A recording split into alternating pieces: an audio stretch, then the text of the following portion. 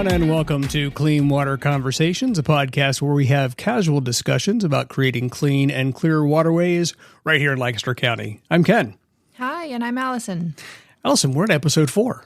It's amazing how time flies. I know, and we've gotten a lot of great feedback, and I just want to say right out of the gate, thank you for everybody who's subscribing, downloading, whatever you want to call it. Just making sure they listen in. Yes.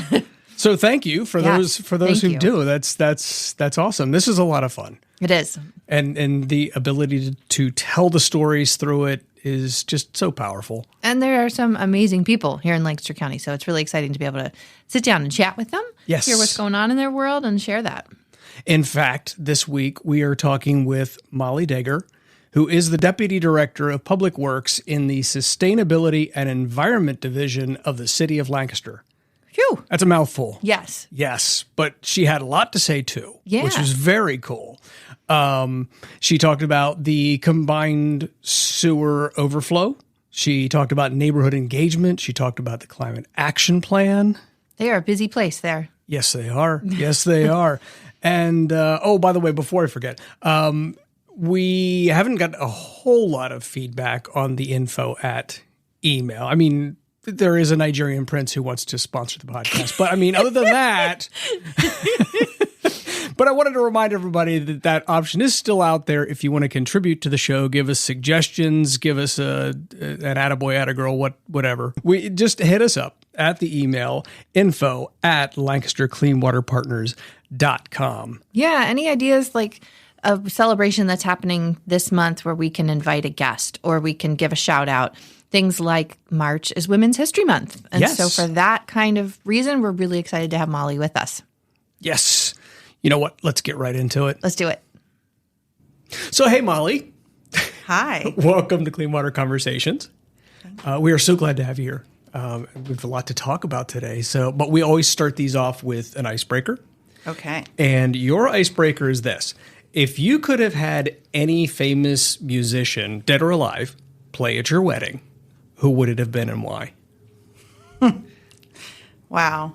I think I would have to go classic and say someone like the Beatles or someone with just such a discography of their own. And yeah, that's, a wide variety. Either that or Michael Jackson's pretty fun too. There you go. Yeah. Speaking of a discography, yes. Wow, that's a tough word to say.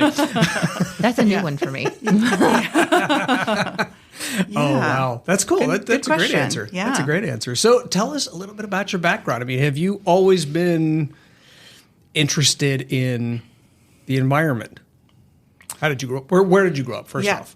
So I grew up in Bel Air, Maryland, which is part of the Chesapeake Bay watershed. I had family on the eastern shore of Maryland, still have some family on the eastern shore of Maryland. So yeah, my dad, we had a crabbing boat for a while and, spent summers down there. So yes, I mean, I've always been pretty passionate about the environment. I got to take a trip when I was a freshman in high school to the Teton Science School. And I think that kind of solidified it for me. So yeah, 14 years old. I didn't know what I would do with that. I didn't know if that would be a career or a hobby. And I've been really fortunate to be able to kind of blend the two into this career of mine. So I went to Virginia Tech for engineering. I didn't know I was going to go pre-vet, but my dad said, hey, you're good at math and science. Maybe you should go to school for engineering. I didn't know what engineering was. He was an engineer. Thought it might do pre-vet, be an equine vet. I grew up riding horses as well. And then found this kind of niche it was called biological systems engineering. And they have an ecological tract, and then they have more of the micro bio tract, and do actually have a pre-med, pre-vet tract now. They didn't when that was you kind of a create your own path. But yeah, so I ended up in the ecological side of that, stormwater specifically, a lot of soil science, plants for environmental restoration. So some really cool things that have just really lended itself to this career of mine. I've done kind of private sector engineering, really love public sector. So now I'm here in Lancaster for the city of Lancaster. Nice. Now I saw that you studied at, I'm going to try not to botch this up too bad here, Universidad Federal dos Espíritu Santo. Am I close? That's really close. In Brazil. In Brazil, yes. What took you there? So I got to spend part of a summer there. I got 6 credits. I took a non-point source pollution course and then a GIS course. But it was just really boots on the ground watershed study. We had a professor of ours that had a former PhD student that had then gone back to Brazil. So then they had this, I think they might have switched off years, and I just happened to be in the year I was a rising senior and got to go down there and from the top of the watershed look at the coffee plantations and some of the, it's funny, I saw 3 feet of erosion from their dirt roads. You could see we talk about dirt and gravel roads sometimes in our work and low volume roads, and that was just, it was pretty amazing. Really steep slopes and just had like 3 feet of washout over decades. So you think about where that's landing, obviously, right. And then all the way down to the river. And I don't even remember the name of the water course, but in-stream monitoring we got to do, a little bit of Portuguese. And we lived in an apartment in Vitoria, Brazil, and it was a blast. Yeah. Such a cool experience. Now, I had a question. I saw on your LinkedIn that you speak Spanish, but they speak Portuguese. Now, I know that a lot of Brazilians can understand Spanish pretty well, but was there kind of a trouble with the language, or? Yes. And I might need to change my LinkedIn if you took away that I speak Spanish. I was a Spanish. It's good feedback, real-time feedback. I was a minor in Spanish in college, and the year before I had actually gotten to study abroad in Spain. I was pretty proficient by the end. We lived with host families that didn't speak any English, weren't allowed to speak English with us. I was pretty proficient by the end of the summer.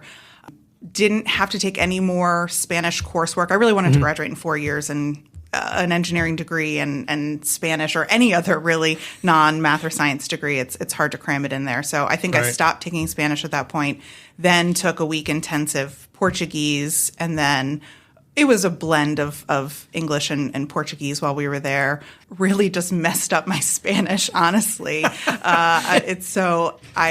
They're very similar in certain ways, but it's a very different language.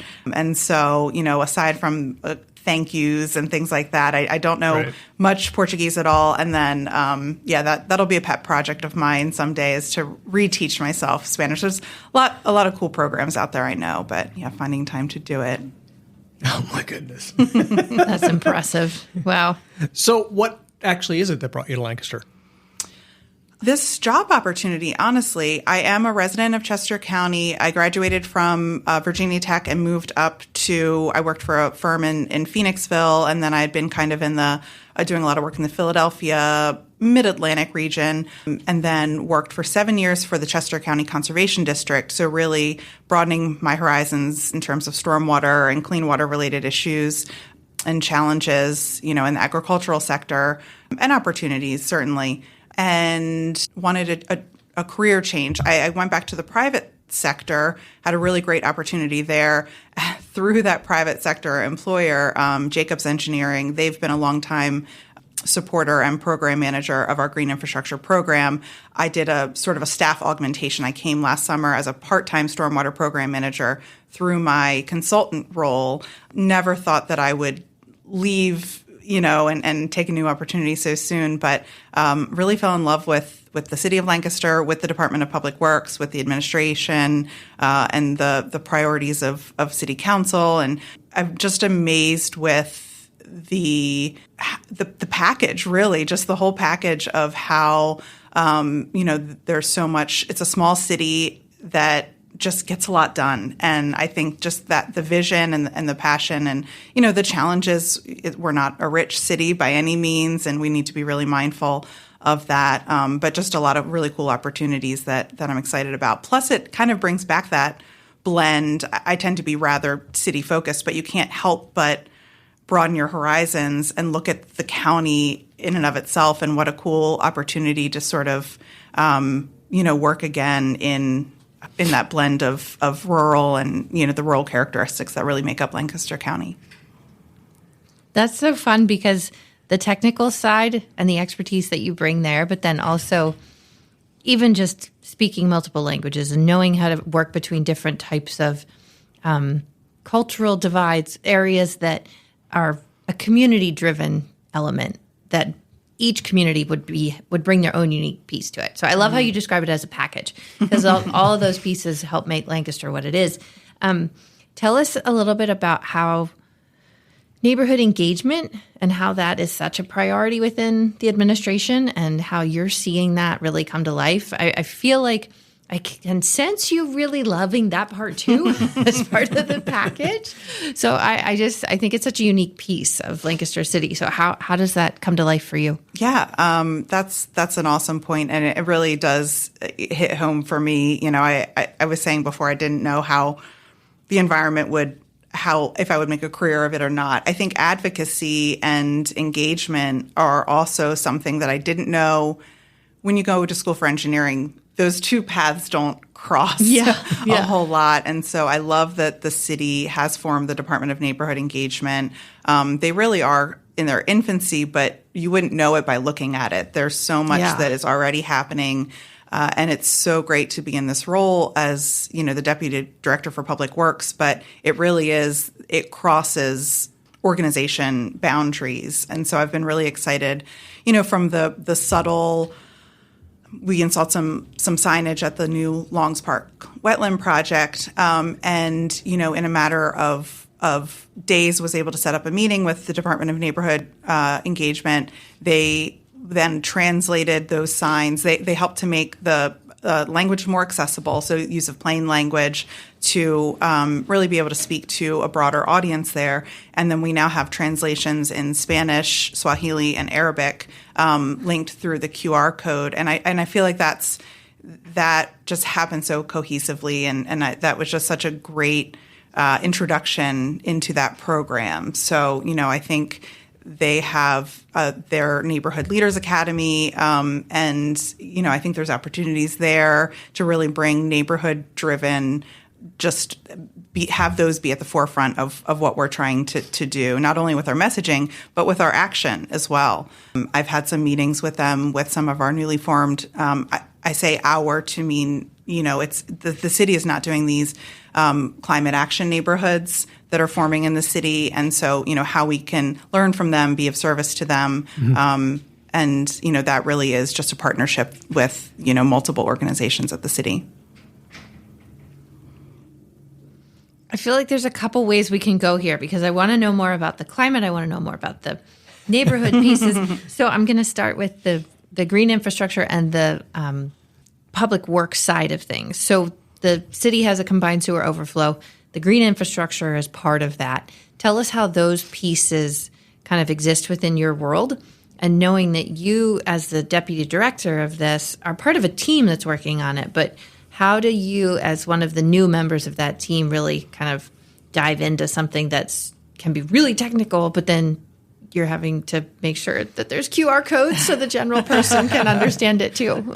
Yeah, and this is where I'm learning the most about what my role is here. I think that there has been a great team. So we're the Sustainability Environment Division. Stormwater Bureau is under that. Climate Action Plan is under that. But the Stormwater Bureau, there is a team of engineers, landscape architects, maintenance staff, inspectors that report to and are under that division. But it really is a department-wide and city-wide initiative. There are construction supervisors. There are we're getting support from the comms team. We're getting support from planners, and so, you know, from project infancy, and one of the things that I'm prioritizing is getting a capital plan, a stormwater capital plan. We've done it in a really successful way in sort of a shorter term, and we're really trying to project out now and really do some organization. So that doesn't sound fun for all, but that's really that's pretty fun for me. And so just trying to elevate my role and sort of being the leader and just sort of letting people do what they do best to really get these projects planned, get these projects funded, get these projects in the ground. And so I'm sort of, I find myself in a lot of meetings, but it's really important. There's a lot of pieces that have to fall into place here. And so, learning about the financing and things like that have been really very cool opportunities that are just really, fun. We have some bigger projects that are happening this year. We have the first of our sewer separation projects. So this will actually be separating the combined sewer system into and building a new stormwater pipe that will collect most of the stormwater, if not all of the stormwater, and have sometimes a new discharge, sometimes relying on existing discharges, but separating that out in conjunction with some of our green infrastructure. These are pretty big projects that we're planning, and we're really excited about these opportunities. Wow. Yeah. Huh. Very cool. Is there any like solar projects that are involved in that? Yes. I think that Lancaster really is just a leader in sustainability. I was meeting with one of our chief planner, Douglas Smith, who was a former role as a sustainability planner, and we were just walking through the timeline here of all of the sustainability efforts. And this is a little preview because we're putting together a presentation for the climate summit that Regional is hosting. But just from green infrastructure really lends itself to some of the other plans and initiatives that the city has put forward. And so we have our 2019 Municipal Climate Action Plan, and a lot has happened with that. There's a lot more to come with that. But one of the really cool opportunities that I hope to see implemented this year or next year is a large-scale solar project. There's a couple sites that we're considering right now. We're working with a number of consultants on this effort. There's some new financing opportunities that are out there, kind of speaking to really taking a dive into a lot of those tax credits that are now available for municipalities. So some really neat opportunities to advance and help offset the cost of the water and wastewater operations. It's a need that we can't ignore, certainly, but it's a large user of energy. And we are sourcing 100% renewable energy, but we want to take that a step further, potentially making this more economical, but certainly just practicing what we preach and doing this at home as well. So, luckily we have a long history of creative financing and implementation. And so we're really excited to take that particular opportunity to the next level. You gave an example of a solar project as something that's kind of up and coming. What are some of the green infrastructure projects that have you really jazzed about clean water right now? Yeah. I mentioned it a little bit earlier, but I'm really still kind of riding on the coattails of all the effort that was put into the Longs Park wetland mitigation project. And seeing more of those types of projects planned in the city, I think are going to be really cool. And I think that kind of leads into floodplain restoration and some of these other really absorptive landscapes that we can be doing here. The city really does prioritize nature-based solutions in as many of the green infrastructure practices as possible. But because of utility challenges and being in a karst topography, and there's certain things that... Wait, what is a karst topography? So the entire city is underlain by carbonate geology, and that makes it more susceptible to sinkhole formation. So one school of thought is that you shouldn't infiltrate in karst. That is not necessarily the case. The city has a lot of successful practices across the city that sort of debunk that myth. It is important to put the due diligence in ahead of time and have investigations, take certain construction techniques and apply them. And really, it makes it, frankly, a little bit more expensive.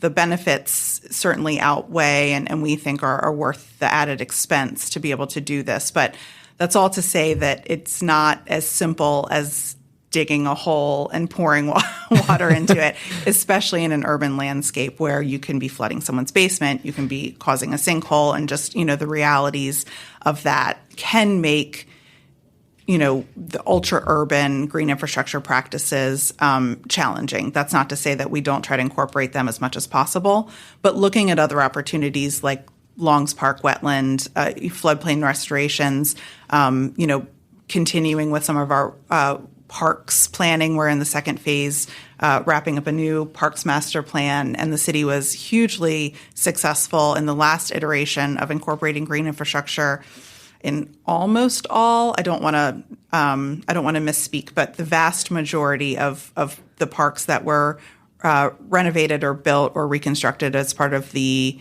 former Parks Master Plan included green infrastructure. So the second phase of that I'm really excited about. These just become kind of larger opportunities to really bring in a lot of stormwater and divert that from our sewers and provide that water quality that we're looking for.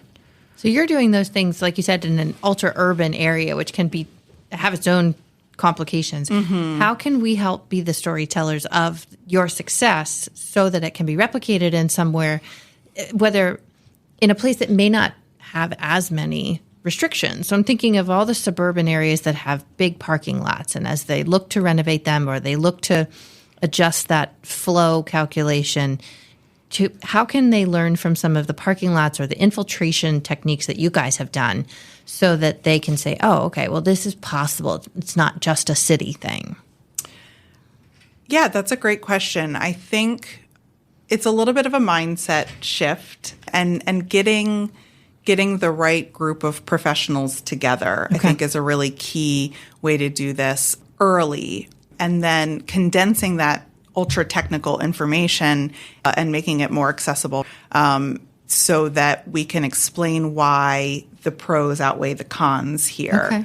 I think that'll be really important. I think that having champions elsewhere is just that makes all the difference in the world. I've been doing this, and now, especially with my time at the Conservation District, in hundreds of meetings a year with engineers, and there's some really, really great engineers out there. I'm an engineer. I think that technical knowledge is super important, but just going in with a bit of a open mind, I think, goes a long way. And sometimes it takes some non-engineers to do that as well. So yeah. I think just kind of getting the right group of people, whether that's the ultra-technical hydrogeologists looking at the subsurface conditions, with folks like Clean Water Partners who can just really help tell the story of the benefits of doing these, explaining how it is much more cost-effective to do it in areas with where an entire parking lot is either going to be built or rebuilt, and then just having sort of the technical expertise to provide that support, I think is really important. I think that if you don't have an advocate from the beginning, it can be really hard to incorporate it at the end or after the fact. Well, we're so grateful to have experts like you guys who have done it, who've lived it, who have the data and the stories to go along with it of this part worked, or I like what you said about this is the pros outweigh the cons, and then being able to help somebody translate that into their own situation.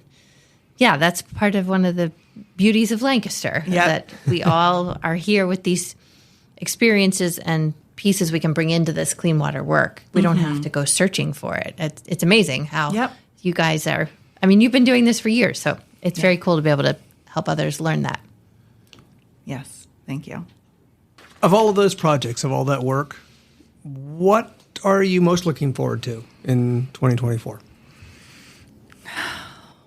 Am I allowed to say organizing again? I really love. You can. It depends on how much of it you want to do. No, I think seeing some of these new projects, like the sewer separations, come to fruition, and still, it's not an either or. It's not sewer separation and green infrastructure. It has to be both, and we're committed to that at every level of the organization. And so, we want to keep seeing green spaces. We want to continue to increase our urban tree canopy. These are absolutely priorities that just because we have a more expensive, option on the table doesn't mean that it's the only one. So I think planning and really kind of understanding our options here. We have a great team in our Department of Admin Services to help with some of the grant writing and things like that. So utilizing those sources and yeah, so getting some of these cool projects built, but looking at what the next 10 years looks like and 20 years, I think is also really exciting. And I like to see the puzzle pieces fall into place here, and I'm looking forward to seeing some of that happen in 2024. Some of the leadership trainings that I've been to talk about that vision that you just described of being able to consistently think at 5, 10 years, 20 years down the road. How do you kind of refill your bucket as a leader in this work? That's a good question. I think that I fortunately am able to really pull from a lot of different inspirational sources. So, whether it be just a meeting where I'm able to explain to someone in a way that they had not understood before why green infrastructure matters, why we need to not just get the stormwater into the sewer as quickly as possible. I find those really inspiring, and I think that even if you have 10 difficult conversations and then one successful conversation, that's a win. Yeah. These are really tough things to talk about, and it's not the most important thing to a lot of people. And so just kind of remembering that and just taking little wins in this, I think is really successful, and that certainly fills my bucket. We have a lot of really great staff at Lancaster and that was one of the things that drew me back in. And that's not to say that I haven't had positive, work environments. I've been really fortunate in that sense, but just coming to, I think when people hear the Department of Public Works, teamwork and collaboration is not necessarily the first thing that they think of. It's a department that needs to keep things running. But inherently then that has to happen. And I think that just seeing that, that collaboration between different departments and the support that we get, I'm really thankful for that, and I think that keeps me going. That it's not just our small group. It's we all want to succeed in each other's goals here. So that's wow. really cool. And then following up on that, it's Women's History Month, which is exciting. Yeah. So what are some of the ways that you mentioned how you find inspiration, but how as a woman do you find inspiration in this field, which is not always a field dominated by women? No. And then how do you intentionally be an inspiration for others?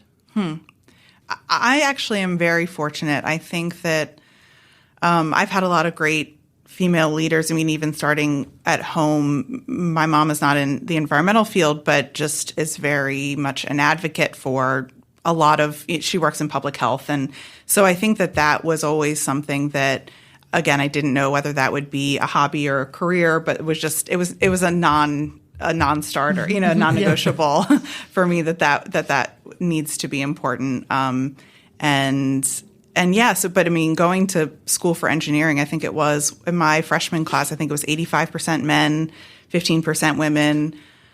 Going then into my major, biological systems engineering, I think was a 50-50 split. And I think that's where it really started to make a difference, is that I was surrounded by peers, and then also our leaders. We had a lot of really great professors. My first job out of college was by a women-owned business, and that was predominantly women in engineering. And so I don't know if I've fallen into these really cool opportunities, or whether I don't think that's industry standard. I think I've been really lucky.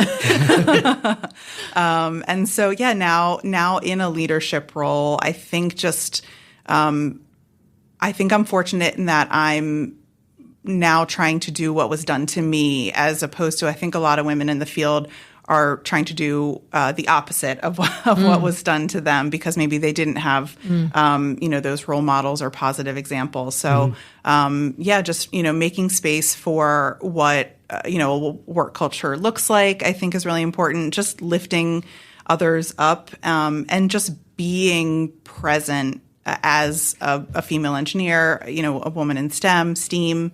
And yeah, I used to do. Should I buzz that? by the way? Ooh, probably. What is STEAM? So are you familiar with STEM? Yes. Yeah, so STEAM adds an art into it. So it's science, technology, engineering, art, and math, which I think is really... So that having been said, I'm going to do this. Thank you for giving me an opportunity to use that sounder. If you folks are new to if this is your first episode, we have a rule against unexplained acronyms. So if somebody uses an acronym, that's the sound you get, and it basically stops everything, and then I can ask the person who used it to try to explain. So yay! Thank you for giving me the opportunity to use it.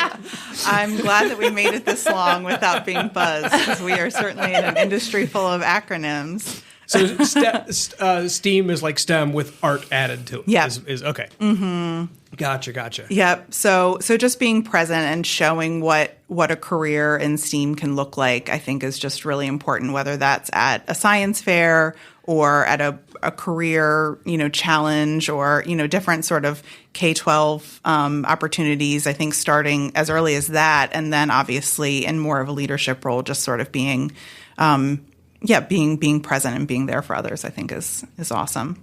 Definitely. It makes a difference. Mm-hmm. Definitely.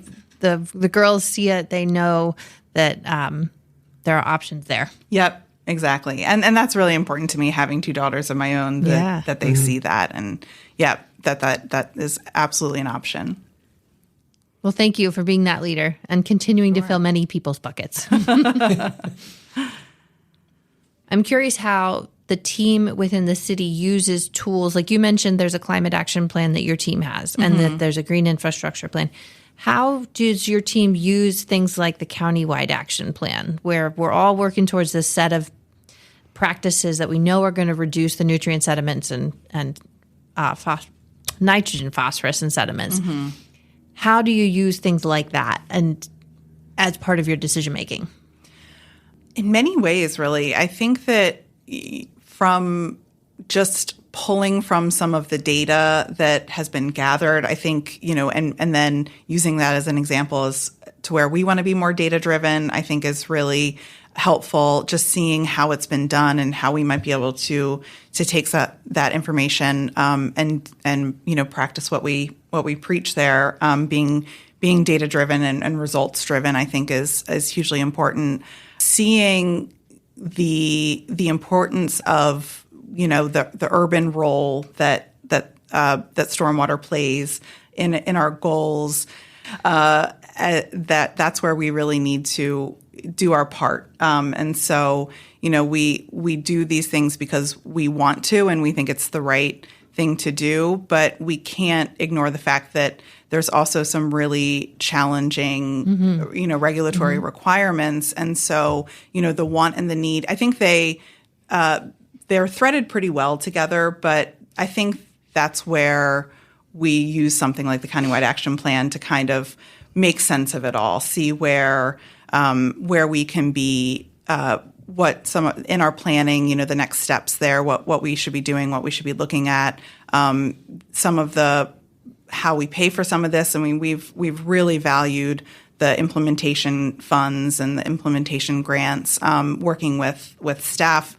on that has been really helpful. That's something that we sort of just plan for very far in advance. And then I think a lot of, taking a little step away from the countywide action plan, but there's so much emphasis on collaboration and partnerships through, Clean Water Partners and inherently in the plan as well. But just remembering that we're not in this alone and that we need to work with partners, and we have incredible partnerships, and there's more opportunities to be celebrating them more, and inventorying the work that's being done, and just understanding where we can work together and where it makes sense to just continue to let people be in their lanes and do the good work that they do. I think that those are all things, the countywide action plan puts it into perspective for us and see where we have a part to play and where we might want to have a part to play in the future, I think.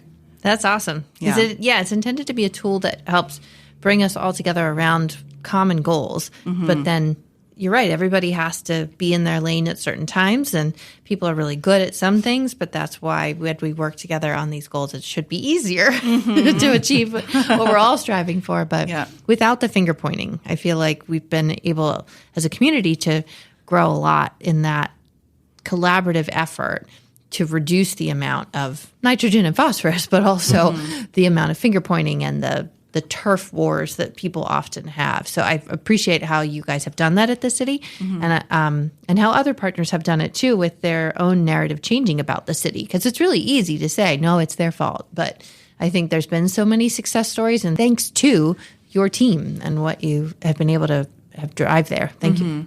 Sure.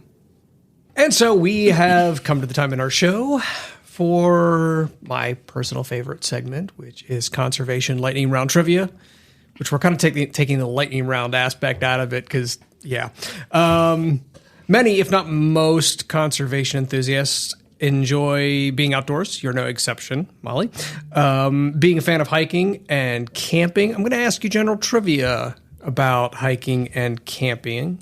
I usually start the clock, but we always exceed the clock. So it's more interesting to just roll with them. So your first question, in what country is the world's longest hiking trail? Is that the U.S.?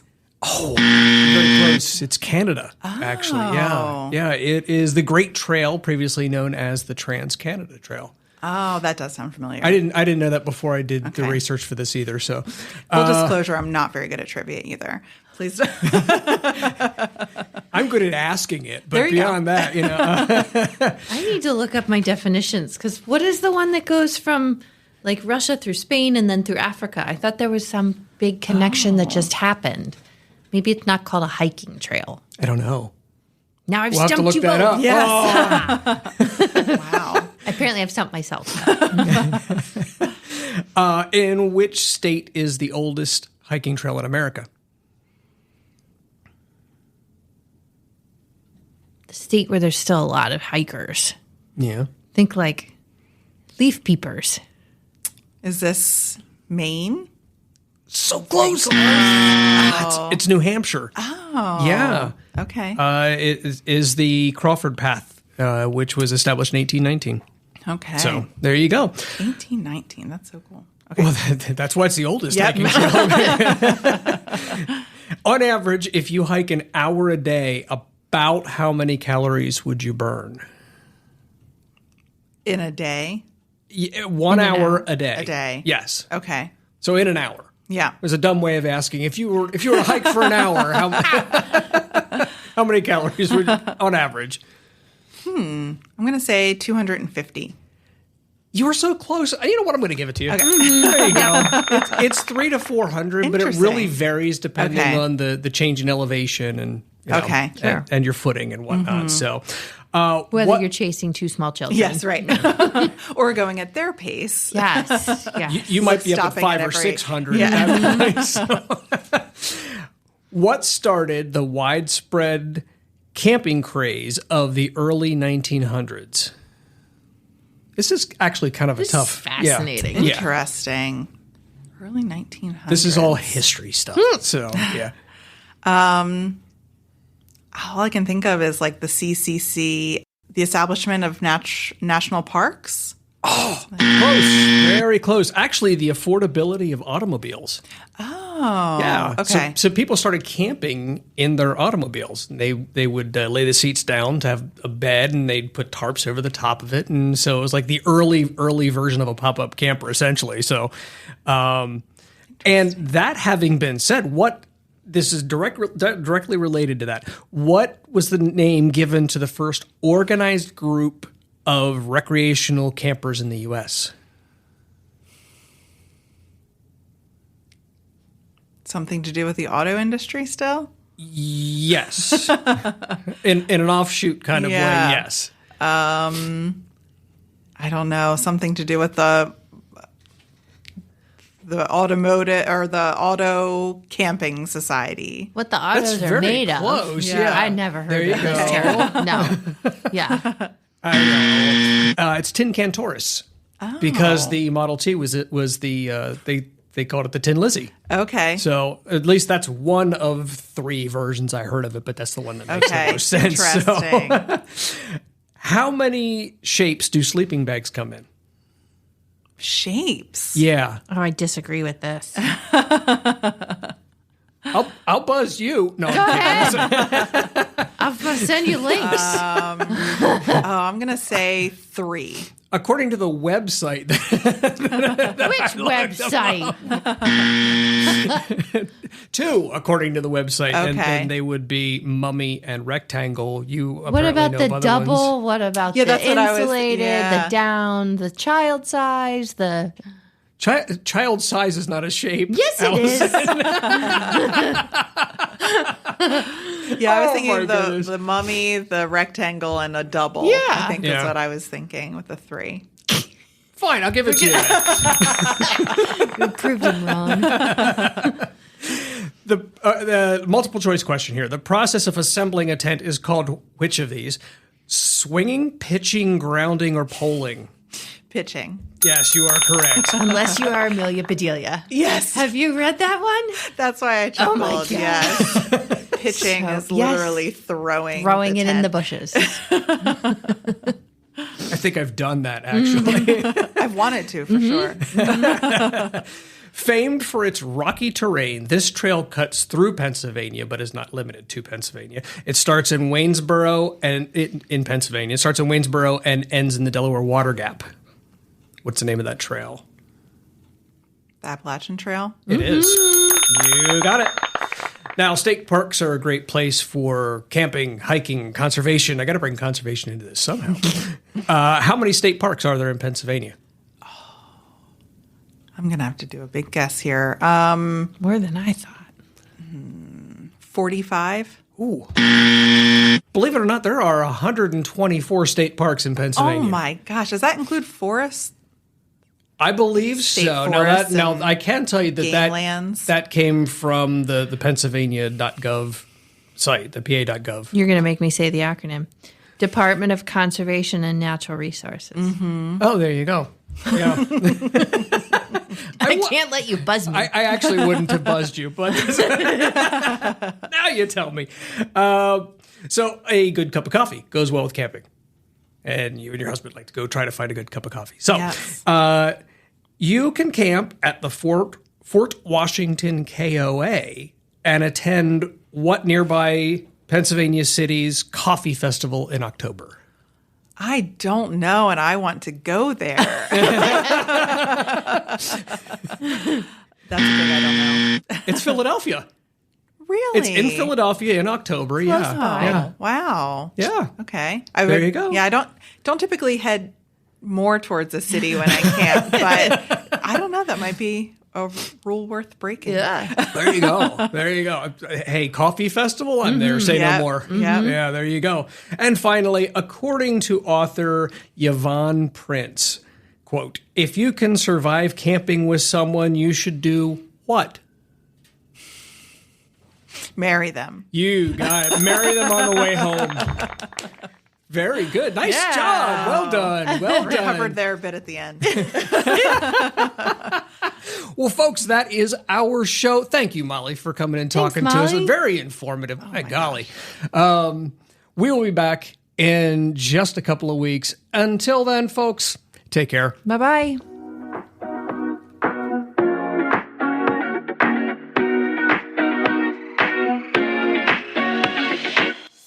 Clean Water Conversations is brought to you by Lancaster Clean Water Partners. If you have comments or suggestions on the show topics, please contact us at info@lancastercleanwaterpartners.com.